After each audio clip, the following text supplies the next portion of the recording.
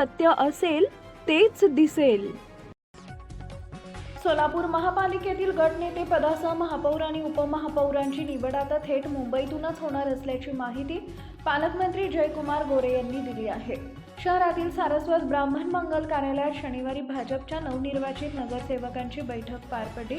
या बैठकीत गटनेत्याची निवड होईल अशी अपेक्षा होती, मात्र कोणताही निर्णय झाला नाही। सर्व प्रमुख पदांचे निर्णय मुंबईतूनच जाहीर केले जातील असं पालकमंत्री गोरे यांनी स्पष्ट केले।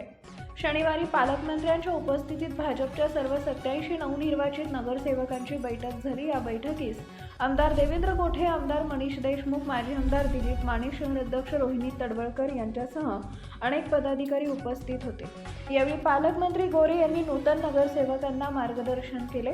28 जानेवारी रोजी सर्व नगरसेवकांना पुणे इथं विभागीय आयुक्तांकडे गट नोंदणीसाठी उपस्थित राहावे लागणार असल्यानं त्यासाठी तयारी करण्याचं आवाहन त्यांनी केलं आहे। त्यानुसार 28 जानेवारी रोजी पहाटे 5 वाजता 2 लक्झरी बसेसमधून सर्व नगरसेवक पुण्याकडे रवाना होणार असल्याची माहिती देण्यात आली आहे। बैठकीत गट नेते पदासाठी इच्छुक कोण आहेत किंवा निवडीबाबत चर्चा होईल अशी अपेक्षा होती, मात्र या संदर्भात कोणतीही चर्चा झाली नाही। गटनेता, महापौर आणि उपमहापौर या तीनही पदांचे निर्णय मुंबईतूनच होतील असं पालकमंत्री गोरे यांनी पुन्हा स्पष्ट केलं। बैठक संपल्यावर पत्रकारांशी बोलताना पालकमंत्री गोरे म्हणाले, भाजपचे 87 नगरसेवक निवडून आले असून त्यामध्ये अनेक नगरसेवकांकडे महापौर होण्याची क्षमता आहे।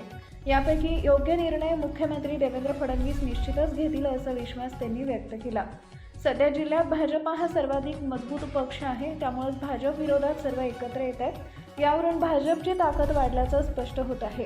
आगामी जिल्हा परिषद निवडणुकीत भाजपचा जिल्हा परिषद अध्यक्ष होईल असा विश्वास पालकमंत्री गोरे यांनी व्यक्त केला आहे। Subscribe now and press the bell icon. Never miss an update.